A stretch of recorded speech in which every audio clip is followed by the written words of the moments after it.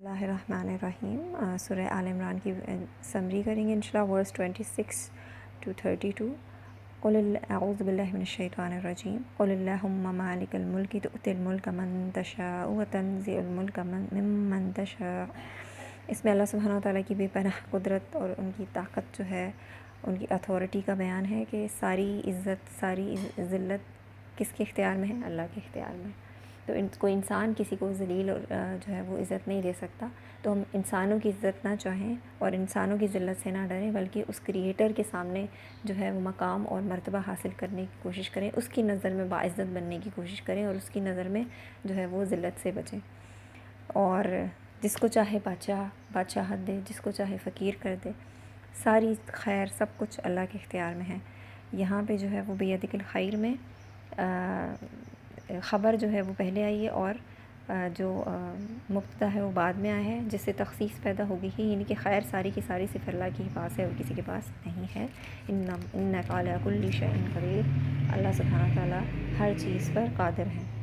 تولج اللیل فی النہار وتولج النہار فی اللیل، یعنی رات کو دن میں داخل کرنا، دن کو رات میں داخل کرنا۔ رات کا اندھیرا ہوتا ہے اور پھر روشنی ہو جاتی ہے، پھر روشنی، دن کی روشنی، پھر اندھیرا، یہ ساری پروسیس سب اللہ کے اختیار میں ہے۔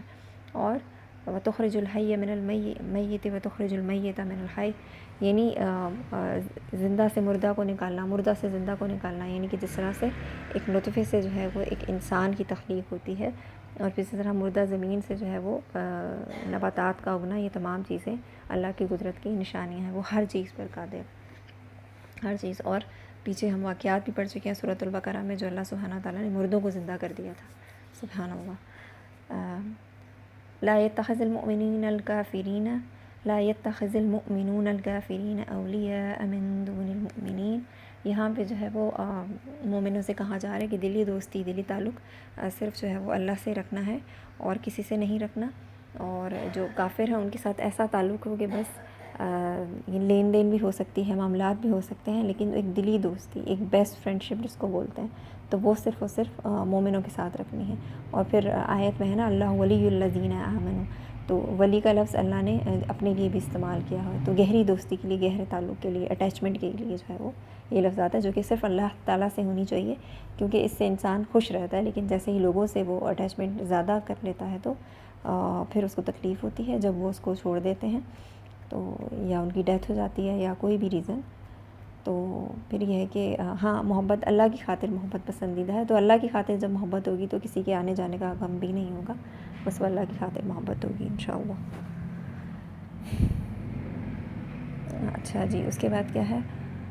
قل ان تخفوا ما فی صدورکم او تبدوہ یعلمہ اللہ، یعنی کہ سارے جو اللہ سبحانہ وتعالیٰ ہر چھپی ہوئی چیز جانتے ہیں، یعنی چھپی ہوئی ہمارے لیے، غیب کا بٹ ہمارے لیے، اللہ تعالیٰ کے لیے نہیں۔ اللہ کے سامنے ہر چیز ظاہر ہے، تو جو بھی چھپا ہوا ہوگا، جو بھی ظاہر ہوگا، وہ اللہ سبحانہ تعالیٰ جانتے ہیں۔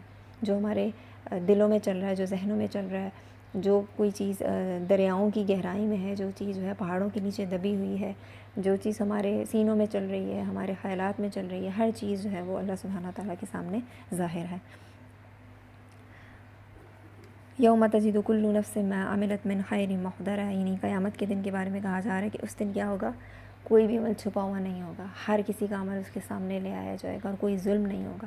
فمن یعمل مثقال ذرۃ خیرا یرہ، یعنی چھوٹا سا ذرے کے برابر بھی کوئی عمل ہوگا تو وہ بھی سامنے آ جائے گا۔ قل ان کنتم تحبون اللہ فاتبعونی یحببکم اللہ۔ اچھا، اس آیت میں کیا کہا جا رہا ہے کہ ایک اسٹینڈرڈ دیا جا رہا ہے کہ جو اللہ سے محبت کے دعوے دار ہیں، جو کہتے ہیں ہم اللہ سے محبت کرتے ہیں، چاہے وہ اہل کتاب ہیں، چاہے وہ مشرکین ہیں، تو اب ان کو کیا کرنا پڑے گا؟ نبی کریم صلی اللہ علیہ وسلم کی اتباع کرنی پڑے گی، ان پر ایمان لانا پڑے گا، تو پھر کیا ہوگا؟ پھر اللہ ان سے محبت کریں گے، ورنہ جو ہے کوئی بھی محبت قابل قبول نہیں ہے جب تک کہ اس میں نبی صلی اللہ علیہ وسلم پر ایمان اور ان کی اتباع نہیں ہے۔ قل اطیعوا اللہ والرسول فإن تولوا فإن اللہ لا يحب الکافرین، اور اطاعت کرو کس کی؟ اللہ کی اور رسول کی۔ یہی وہی پچھلی آیت والا ٹاپک ہے کہ اللہ تعالیٰ کن لوگوں سے محبت کرتا ہے؟ جو اللہ کی اور رسول کی اطاعت کرتے ہیں، اور کافروں سے اللہ محبت نہیں کرتا۔ تو یہاں پہ جو ہے پھر کیا چیز ہے؟ اس میں سب سے پہلے اللہ کی قدرت کا بیان ہے، ورس نمبر 26 میں، اور 27 میں بھی یہی چل رہا ہے. پھر مومنوں سے کہا گیا ہے کہ آپ نے جو نان بلیورز ہیں ان کو دلی دوست نہیں بنانا. ویسے ایک تعلق قائم کیا جا سکتا ہے، جائز ہے، سنت سے بھی جائز ہے، لیکن دلی دوستی صرف مومنوں سے رکھنی ہے. اور پھر اس کے بعد جو ہے یہ دلوں کے وہی کہ اللہ تعالیٰ کی قدرت کا اگین بیان ہے کہ وہ ہر چیز جو ہے وہ جانتے ہیں.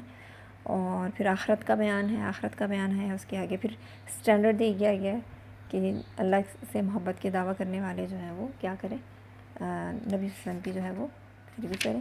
تو یہ چیزیں یہاں پہ دی گئی ہیں. زیادہ تر جو آیات میں ہم دیکھ رہے ہیں اللہ کی قدرت کا بیان ہے، اور اس کے علاوہ جو ہے وہ آخرت کا بیان ہے. ٹھیک ہے.